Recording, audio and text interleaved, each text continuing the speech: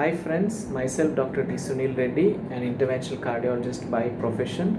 Today in this video I shall be talking about in brief about the various types of cardiovascular diseases which form the major cause of death globally.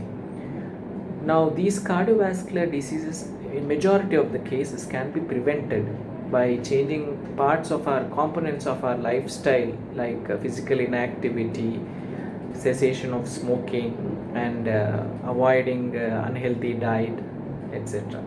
These risk factors, as we name them, I'll be talking about those risk factors individually in my subsequent videos. So stay tuned.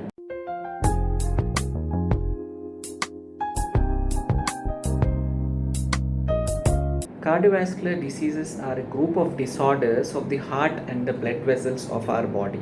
They can be divided into coronary artery diseases, cerebrovascular diseases, rheumatic heart disease, congenital heart disease, heart failure syndromes, deep vein thrombosis and pulmonary embolism, peripheral arterial disease, aortic diseases, and rhythm disturbances or the arrhythmias.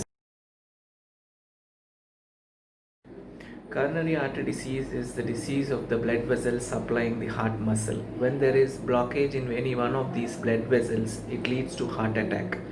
The usual cause for these blockages is deposition of fat in the inner walls of these blood vessels. Sometimes it could be a formation of clot in one of these blood vessels, and this formation of clot is very common in smokers and in young people, leading to attack in very young people. The most common risk factors associated with this heart attack is tobacco consumption, unhealthy diet, obesity, physical inactivity. I shall be talking about the heart attacks, the coronary artery disease in detail in my subsequent videos. Cerebrovascular disease is the disease of the blood vessels supplying the brain. When there is blockage in any one of these blood vessels, it leads to stroke or brain stroke. Brain stroke can also be caused by bleeding into the brain when there's a rupture of the blood vessel, usually because of increased blood pressure, hypertension. Rheumatic heart disease is a disease of the heart valves and heart muscle, which is due to abnormal immune response of our body. It is usually resultant of an abnormal immune response to a streptococcal bacterial infection, which usually is present during the childhood as a sore throat or tonsillitis. Due to immune response, the heart valves are damaged and leads to heart failure and other symptoms. Congenital heart diseases are diseases of the heart structure and function present at birth. They could be minor, which are self resolving, or they could be major, which could be life threatening if not intervened. They usually tend to run in the families, and in some instances can be prevented by taking precautions during pregnancy. Also, they can be detected during pregnancy. The usually done scan TIFA usually picks the abnormalities at quite early stage.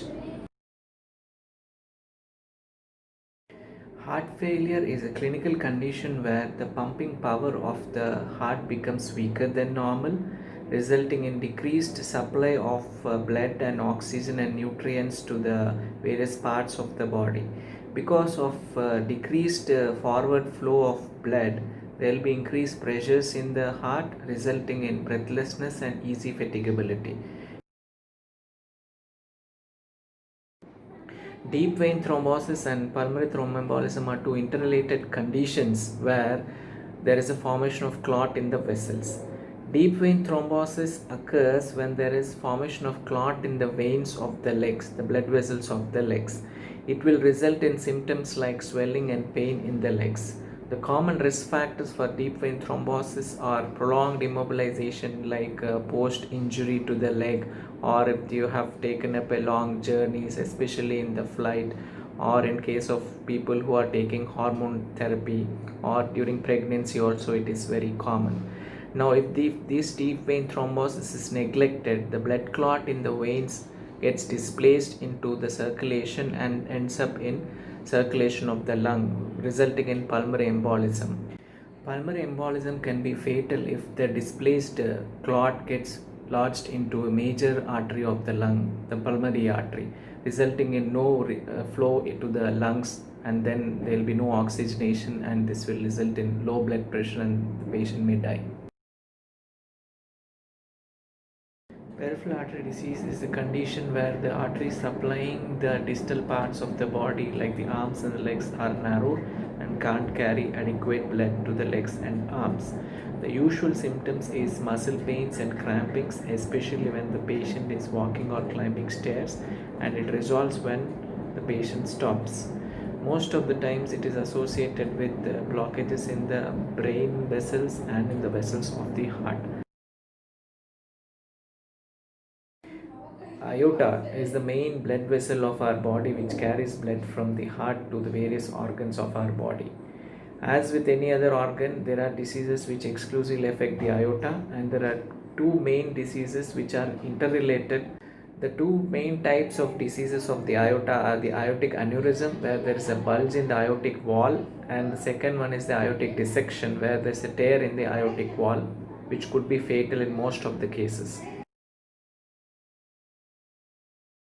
An irregular or abnormal heartbeat is called arrhythmia. An arrhythmia can involve a change in the rhythm, producing an uneven heartbeat, or a change in the rate, causing a very slow or very fast heartbeat.